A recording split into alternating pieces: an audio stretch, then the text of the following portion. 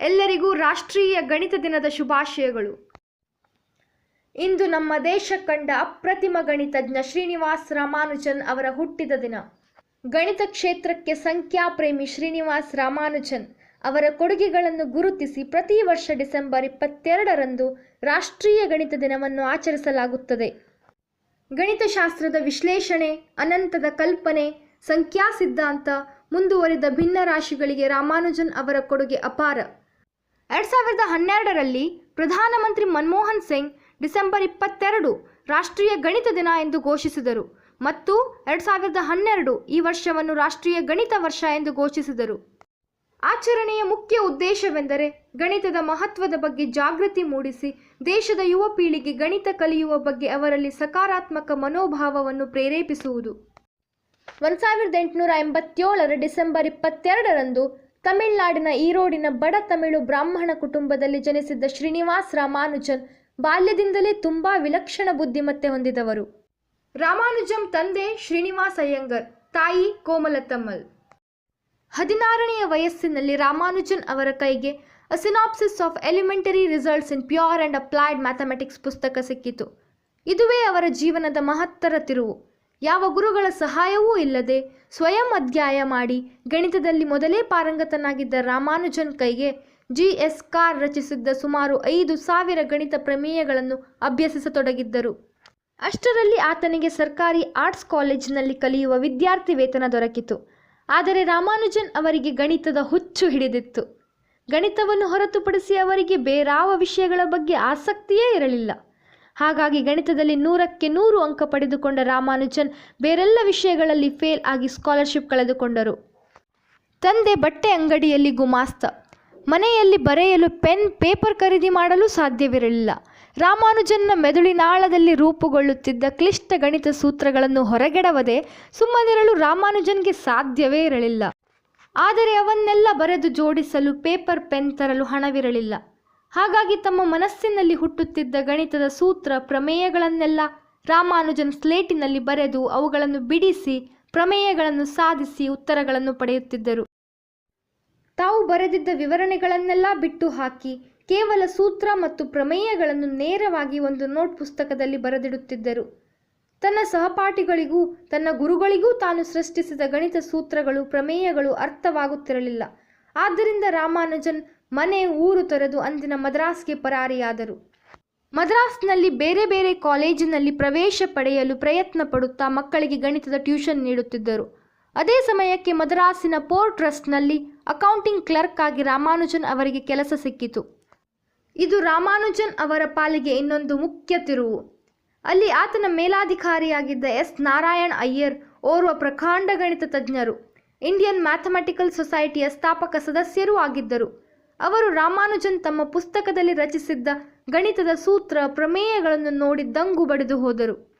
ನಂತರದ ದಿನಗಳಲ್ಲಿ ಮದ್ರಾಸ್ ಪೋರ್ಟ್ ಟ್ರಸ್ಟ್ನಲ್ಲಿ ಗುಮಾಸ್ತರಾಗಿರುವ ಶ್ರೀನಿವಾಸ್ ರಾಮಾನುಜನ್ ಎಂಬ ಹೆಸರಿನಲ್ಲಿ ವಿಶ್ವವಿಖ್ಯಾತ ಗಣಿತಶಾಸ್ತ್ರಜ್ಞನೆನಿಸಿಕೊಂಡಿದ್ದ ಇಂಗ್ಲೆಂಡಿನ ಕೇಂಬ್ರಿಡ್ಜ್ ವಿಶ್ವವಿದ್ಯಾನಿಲಯದಲ್ಲಿದ್ದ ಜಿ.ಎಚ್. ಹಾರ್ಡಿಯವರಿಗೆ ಪತ್ರ ಬರೆದರು. ಜಿ.ಎಚ್. ಹಾರ್ಡಿಯವರಿಗೆ ಪತ್ರದಲ್ಲಿದ್ದ ರಾಮಾನುಜನ್ ಬರೆದ 9 ಪುಟಗಳ ನೋಟ್ಸ್ ನೋಡಿ ಆಶ್ಚರ್ಯವಾಯಿತು. ಹಾರ್ಡಿ ತಮ್ಮ ಸ್ನೇಹಿತ ಜೆ.ಇ. ಲಿಟ್ಲ್ವುಡ್ ಜೊತೆಗೆ ಸೇರಿಕೊಂಡು ಬರೆದಿದ್ದ ಸಂಕೀರ್ಣ ಗಣಿತ ಸೂತ್ರಗಳ ಅಧ್ಯಯನ ನಡೆಸಿದರು. ಅವರಿಗೂ ಇದೇನೆಂದು ಅರ್ಥವಾಗಲಿಲ್ಲ. ಆದರೆ ರಾಮಾನುಜನ್ ಒಳಗೊಬ್ಬ ಅಸಾಧಾರಣ ಗಣಿತ ವಿಜ್ಞಾನಿ ಇದ್ದಾನೆ ಎಂಬುದು ಅರ್ಥವಾಯಿತು. 1914ರಲ್ಲಿ ಹಾರ್ಡಿ ಮತ್ತವರ ಸ್ನೇಹಿತರ ಪ್ರಯತ್ನದಿಂದಾಗಿ ರಾಮಾನುಜನ್ ಕೇಂಬ್ರಿಡ್ಜ್ ವಿಶ್ವವಿದ್ಯಾಲಯಕ್ಕೆ ಪ್ರವೇಶಿಸುತ್ತಾರೆ. ಕೇಂಬ್ರಿಡ್ಜ್ಗೆ ಕಾಲಿಡುವುದಕ್ಕೂ ಮುನ್ನವೇ ಆತ ಭಾರತದಲ್ಲೇ ರಚಿಸಿದ್ದ ಸಾವಿರಾರು ಗಣಿತ ಸೂತ್ರಗಳನ್ನು 2-3 ನೋಟ್ಬುಕ್ಗಳ ತುಂಬಾ ಬರೆದುಕೊಂಡು ಹೋಗಿದ್ದರು. ಅಲ್ಲಿಗೆ ಹೋಗಿ 2 ವರ್ಷದೊಳಗೆ ಆತನ ಪಾಂಡಿತ್ಯಕ್ಕೆ ವಿಶ್ವವಿದ್ಯಾಲಯವೇ ಬೆರಗಾಯಿತು. 1918ರಲ್ಲಿ ರಾಮಾನುಜನ್ಗೆ FRS ಫೆಲೋ ಆಫ್ ರಾಯಲ್ ಸೊಸೈಟಿಯ ಗೌರವ ದೊರಕಿತು. ರಾಮಾನುಜನ್ ಅವರು ಹೊಸ ಥಿಯರಂ ಬರೆಯಲು ಮನೆದೇವಿಯಾದ ನಾಮಗಿರಿ ಲಕ್ಷ್ಮಿಯೇ ನನಗೆ ಪ್ರೇರಣೆ ಎಂದು ಸ್ನೇಹಿತರ ಜೊತೆ ಹೇಳಿಕೊಳ್ಳುತ್ತಿದ್ದರು. An equation has no meaning unless it expresses a thought of a God ಎನ್ನುತ್ತಿದ್ದರು Ramanujan. Ramanujan ಅವರ ಸಂಶೋಧನೆಗಳಲ್ಲಿ ಮುಖ್ಯವಾಗಿ ಈ ಕ್ಷೇತ್ರಗಳನ್ನು ಹೆಸರಿಸಬಹುದು. ಅವಿಭಾಜ್ಯ ಸಂಖ್ಯೆಗಳ ಬಗ್ಗೆ ಸಂಶೋಧನೆ, ಪಾರ್ಟಿಷನ್ ಸಂಖ್ಯೆಗಳ ಬಗ್ಗೆ ಸಂಶೋಧನೆ, ರಾಮಾನುಜನ್ನ ಊಹೆ, ರಾಮಾನುಜನ್ ಪೀಟರ್ಸನ್ನ ಊಹೆ, ನಂತರ ರಾಮಾನುಜನ್ ಲಂಡನ್ನಲ್ಲಿ ಹವಾಮಾನ ವೈಪರೀತ್ಯದಿಂದಾಗಿ ಹಾಸಿಗೆ ಹಿಡಿದರು. ಅವರನ್ನು ಕಾಣಲು ಬಂದ ಹಾರ್ಡಿ ಅವರು ತಾವು ಆಗಮಿಸಿದ ಟ್ಯಾಕ್ಸಿ ನಂಬರ್ ಸ್ವಲ್ಪವೂ ಸ್ವಾರಸ್ಯವಿಲ್ಲದ್ದು ಎಂದರು. ಆಗ ರಾಮಾನುಜನ್ ಆ ಸಂಖ್ಯೆ ಹೇಳಿ ಎಂದರು. 1729 ಎಂದರು ಹಾರ್ಡಿ. ರಾಮಾನುಜನ್ ಅವರು ಹಾಗೆನ್ನಬೇಡಿ, ಇದಕ್ಕಿಂತಲೂ ಒಳ್ಳೆಯ ಸಂಖ್ಯೆ ಅತೀ ಅಪರೂಪ. 1729 ಅದೃಷ್ಟದ ಸಂಖ್ಯೆ ಎಂದರು. ಹಾರ್ಡಿಯವರು ಅದು ಬೆಸ ಸಂಖ್ಯೆ ಎಂದ ಮೇಲೆ ಅದಕ್ಕೆ ಯಾವ ಆಕರ್ಷಣೆ ತಾನೇ ಇರಲು ಸಾಧ್ಯ ಎಂದರು. ಆಗ ರಾಮಾನುಜನ್ 1729 ಈ ಸಂಖ್ಯೆಯಲ್ಲಿ ಕೆದಕಿದಷ್ಟು ಸೊಗಸುತನವಿದೆ ಎಂದರು. ಇದರಲ್ಲಿ 2 ಕ್ಯೂಬ್ಗಳ ಒಟ್ಟು ಮೊತ್ತವನ್ನು 2 ವಿಭಿನ್ನ ವಿಧಗಳಲ್ಲಿ ವಿವರಿಸಬಹುದಾದ ಅತ್ಯಂತ ಸಣ್ಣ ಸಂಖ್ಯೆ ಎಂದರು. ಅದಕ್ಕೆ ಈ ಸಂಖ್ಯೆಯನ್ನು ಹಾರ್ಡಿ ರಾಮಾನುಜನ್ ಸಂಖ್ಯೆ ಎಂದೇ ಕರೆಯಲಾಗುತ್ತದೆ. ಸಮೀಕರಣಗಳಿಗೆ ಸಂಬಂಧಿಸಿದಂತೆ ಸುಮಾರು 3900 ಫಲಿತಾಂಶಗಳನ್ನು ಇವರು ನೀಡಿದ್ದಾರೆ. ಇವುಗಳೆಲ್ಲವೂ ನಿಖರ ಫಲಿತಾಂಶ ಎಂದು ಸಾಬೀತಾಗಿದೆ. ರಾಮಾನುಜನ್ ಪ್ರೈಮ್ ಮತ್ತು ರಾಮಾನುಜನ್ ಥೀಟಾ ಫಂಕ್ಷನ್ಸ್ ಎಂಬ ಮೂಲ ಮತ್ತು ಸಾಂಪ್ರದಾಯಿಕ ಫಲಿತಾಂಶಗಳು ಬಹುಪ್ರಸಿದ್ಧಿ ಪಡೆದಿವೆ.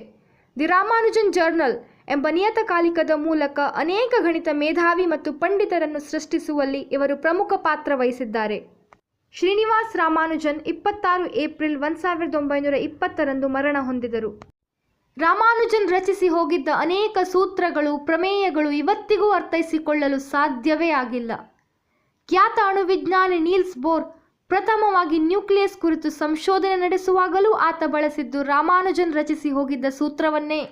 100 ವರ್ಷಗಳ ಹಿಂದೆ ರಾಮಾನುಜನ್ ಮಂಡಿಸಿದ್ದ ಮಾಕ್ ಥೀಟಾ ಫಂಕ್ಷನ್ಸ್ ಆಗ ಯಾರಿಗೂ ಸರಿಯಾಗಿ ಅರ್ಥವೇ ಆಗಿರಲಿಲ್ಲ. ಆದರೆ ಅವುಗಳ ಬಳಕೆ ಈಗ ಬ್ಲ್ಯಾಕ್ ಹೋಲ್ ಅಧ್ಯಯನದಲ್ಲಿ, ಕ್ವಾಂಟಮ್ ಫಿಸಿಕ್ಸ್ ಅಧ್ಯಯನದಲ್ಲಿ ಬಳಕೆಯಾಗುತ್ತಿದೆ. ಆಧುನಿಕ ಕಂಪ್ಯೂಟರ್ ಅಲ್ಗಾರಿದಮ್ಗಳಲ್ಲೂ ರಾಮಾನುಜನ್ನ ಗಣಿತ ಸೂತ್ರಗಳು ಬಳಕೆಯಾಗುತ್ತಿವೆ. ಅತ್ಯಂತ ಕ್ಲಿಷ್ಟವಾದ, ಮಾನವನಿಂದ ಸಾಧ್ಯವೇ ಇಲ್ಲದ ಗಣಿತದ ಲೆಕ್ಕಾಚಾರಗಳನ್ನು ಹಾಕಲೆಂದೇ ಸಿದ್ಧಪಡಿಸಲಾದ ವಾಲ್ಫ್ರಾಮ್ ಲ್ಯಾಂಗ್ವೇಜ್ ಮತ್ತು ವಾಲ್ಫ್ರಾಮ್ ಮ್ಯಾಥಮೆಟಿಕಾ ಅನ್ನುವ ಈಗಿನ ಅತ್ಯಾಧುನಿಕ ಕಂಪ್ಯೂಟರ್ ಕೂಡ ರಾಮಾನುಜನ್ 100 ವರ್ಷದ ಹಿಂದೆ ರಚಿಸಿದ್ದ ಪ್ರಮೇಯಗಳನ್ನು ಬಿಡಿಸಿ ವಿಚಾರಿಸಲು ಹೆಣಗಾಡುತ್ತಿದೆ. ರಾಮಾನುಜನ್ ಮರಣಿಸಿದ ನಂತರದ 50 ವರ್ಷಗಳಲ್ಲಿ ನಡೆದ ಗಣಿತ ಅಧ್ಯಯನದಲ್ಲಿ ಕಂಡಿರುವಂತೆ 1729 ಹಾರ್ಡಿ ರಾಮಾನುಜನ್ ಸಂಖ್ಯೆ ಎಂದೇ ಖ್ಯಾತಿಯಾಗಿರುವ ಈ ಸಂಖ್ಯೆ ಇಂದಿನ ಇಂಟರ್ನೆಟ್ ಕ್ರಿಪ್ಟೋಗ್ರಫಿಯಲ್ಲಿ ಬಳಕೆಯಾಗುತ್ತಿದ್ದು ನಮ್ಮ ಬ್ಯಾಂಕ್ ಖಾತೆಯ ಸಂಖ್ಯೆ ಮತ್ತು ಮಾಹಿತಿಯನ್ನು ರಕ್ಷಿಸುವಲ್ಲಿ ನೆರವಾಗುತ್ತಿದೆ. ಗಣಿತವೂ ಅತ್ಯಂತ ಕುತೂಹಲಕಾರಿ ವಿಷಯ ಆಗುತ್ತದೆ ಎಂಬುದಕ್ಕೆ ರಾಮಾನುಜನ್ ಗಣಿತಕ್ಕೆ ಕೊಟ್ಟಿರುವ ಕೊಡುಗೆಯೇ ಉದಾಹರಣೆ. ಮತ್ತೊಮ್ಮೆ ರಾಷ್ಟ್ರೀಯ ಗಣಿತ ದಿನದ ಶುಭಾಶಯಗಳು. ಧನ್ಯವಾದ.